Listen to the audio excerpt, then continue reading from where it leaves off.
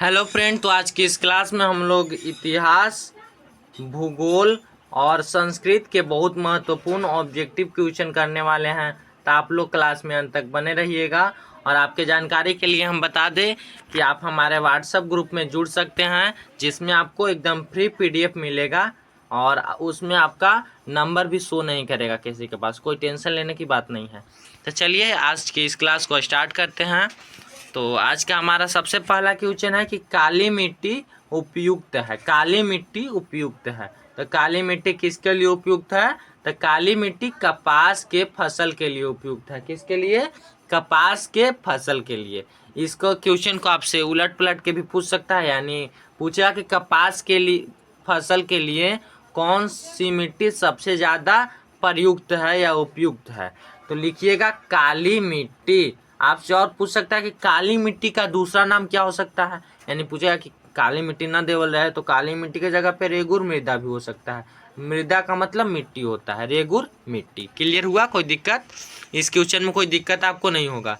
फिर आगे चलते हैं। क्वेश्चन दिया हुआ ही है कि काली मिट्टी का दूसरा नाम क्या है। काली मिट्टी या मृदा दोनों एक ही होता है, बता दे रहे हैं। काली मिट्टी का दूसरा नाम होता है रेगुर मृदा। क्या होता है? रेगुर मृदा होता है। कोई दिक्कत आपको नहीं होगा। फिर आगे है कि मेढक के प्रजनन को रोकने वाला रसायन कौन है। मेढक के प्रजनन को रोकने वाला रसायन कौन है? तो मेढक के प्रजनन को रोकने वाला रसायन एंड्रीन है। कौन है? एंड्रीन। याद रखिएगा, एंड्रीन है। कौन है? एंड्रीन है। फिर आगे क्वेश्चन है कि मरुस्थलीय मृदा किस राज्य में पाई जाती है। सभी भूगोल से ही अभी क्वेश्चन है। मरुस्थलीय मृदा किस राज्य में पाई जाती है? तो राजस्थान में पाई जाती है। कहाँ पाई जाती है? राजस्थान में।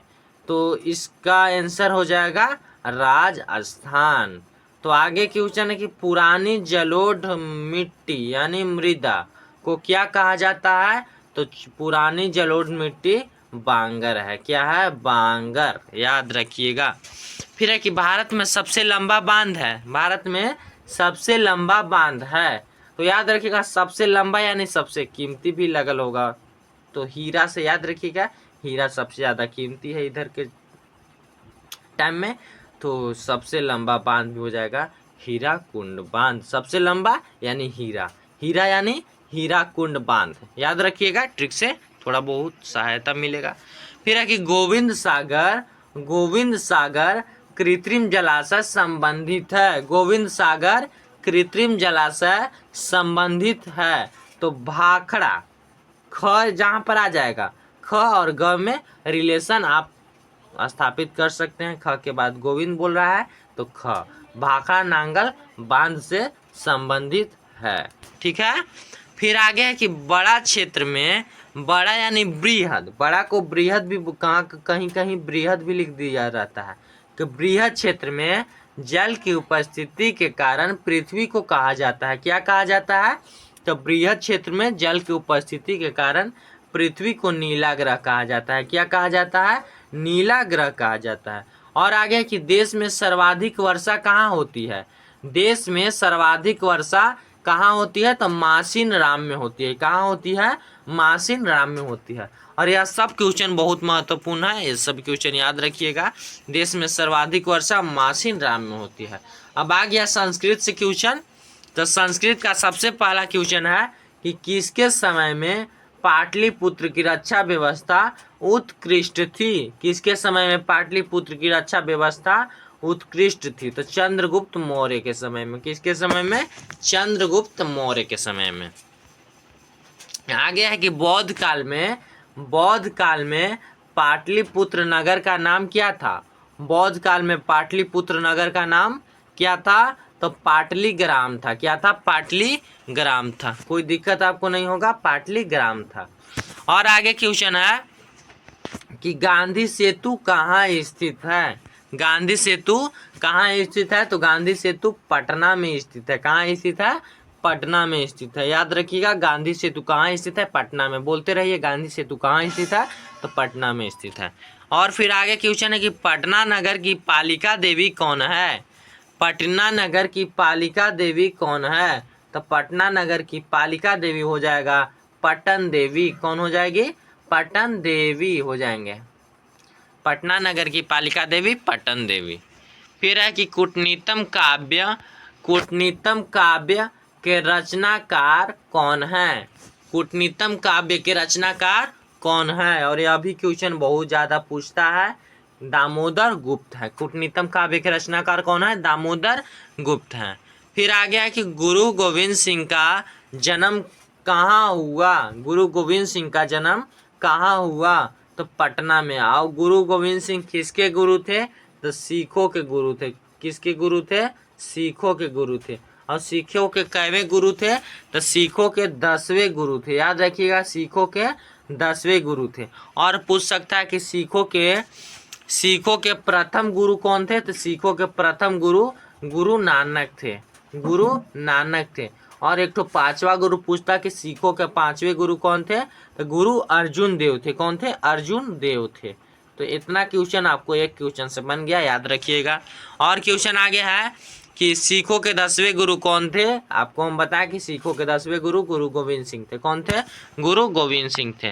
और आप एक ठो कमेंट में आंसर हमको बताइएगा कि काव्यमीमांसा के रचनाकार कौन है? काव्यमीमांसा के रचनाकार कौन है? अगर आप लोग पढ़ने वाले विद्यार्थी होंगे तो जरूर बताइएगा कि काव्यमीमांसा के रचनाकार कौन है। अब आया है हिस्ट्री से क्वेश्चन, यानी इतिहास से क्वेश्चन। इतिहास का सबसे पहला क्वेश्चन है कि बाओदाई कहाँ का शासक था? और यह सब क्वेश्चन हम करा दिए हैं पहले भी। बाओदाई कहाँ का शासक था? तो दक्षिणी वियतनाम का शासक था। कहाँ का? दक्षिणी वियतनाम का शासक था बाओदाई। और है कि वियतनाम की स्वतंत्रता की घोषणा कब की गई थी? वियतनाम की स्वतंत्रता की घोषणा कब की गई थी? तो 2 सितंबर 1945। कब की गई थी? 2 सितंबर 1945। आगे क्वेश्चन है कि जेनेवा समझौता कब हुआ? जेनेवा समझौता कब हुआ? तो जेनेवा समझौता सन 1954 में हुआ। कब हुआ? सन 1954 में। और यह क्वेश्चन बहुत महत्वपूर्ण है, आप लोग इसको याद कर लीजिएगा। फिर आगे क्वेश्चन है कि हनोई समझौता कब हुआ? हनोई समझौता कब हुआ? तो हनोई समझौता सन 1946 में हुआ, चाहे मार्च 1946 में। अगर पूरा डेट पूछे तो मार्च 1946 में हनोई समझौता हुआ। जेनेवा समझौता 1954 में हुआ, याद रखिएगा। आगे क्वेश्चन है कि हुआ हाओ आंदोलन किस प्रकृति का था? तो हुआ हाओ आंदोलन किस प्रकृति का था? तो क्रांतिकारी और धार्मिक प्रकृति का था। क्रांतिकारी और धार्मिक प्रकृति का था। फिर है कि जेनेवा समझौता में किस देश को 2 भागों में बांट दिया गया? तो जेनेवा समझौता में वियतनाम को 2 भागों में बांट दिया गया। जेनेवा समझौता कब हुआ? आप लोग कमेंट कीजिएगा, हम आगे पीछे बता दिए हैं। जेनेवा समझौता कब हुआ बताइएगा। वियतनाम को 2 भागों में बांटा गया, एक तो दक्षिणी वियतनाम और एक तो उत्तरी वियतनाम। याद रखिएगा, दक्षिणी वियतनाम और उत्तरी वियतनाम। कोई दिक्कत आपको नहीं होगा। फिर है कि नरोत्तम सिंहानुक कहाँ का शासक था? नरोत्तम सिंहानुक कहाँ का शासक था? नरोत्तम सिंहानुक कंबोडिया का शासक था। कहाँ का? कंबोडिया का शासक था।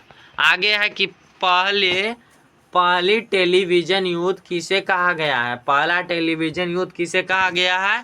तब वियतनाम युद्ध को पहला टेलीविजन युद्ध कहा जाता है या कहा गया है। ठीक है, ये क्वेश्चन है कि माइली यहाँ पर हो जाएगा। माइली गांव की घटना कब हुई? माइली गांव की घटना कब नहीं है, माइली गांव की घटना कहाँ हुई? तो माइली गांव की घटना दक्षिणी वियतनाम में हुई। कहाँ हुई? दक्षिणी वियतनाम में। फिर आपको हम बता दे रहे हैं, अगर आपको इसका PDF लेना होगा बिल्कुल फ्री मिलेगा। आप लोग हमारे ग्रुप में जुड़ सकते हैं, वहाँ चैनल के डिस्क्रिप्शन में भी दिया हुआ है, वीडियो का भी डिस्क्रिप्शन में दिया हुआ है, वीडियो के कमेंट में भी दिया हुआ है। आप लोग जुड़ सकते हैं, आपको इसमें एकदम फ्री PDF मिलेगा, एकदम फ्री PDF मिलेगा। तो आप लोग जुड़ सकते हैं, देर ना करें, कोई दिक्कत नहीं होगा, आपका नंबर भी शो नहीं करेगा। तो चलिए आज की इस क्लास को हम यहीं पर बंद करते हैं। और आप लोग ज़रूर बताइएगा कि जेनेवा समझौता कब हुआ। यह एक तरह से आपका होमवर्क है कि जेनेवा समझौता कब हुआ, कमेंट में आपको बताना है। तो चलिए इस क्लास को बंद करते हैं।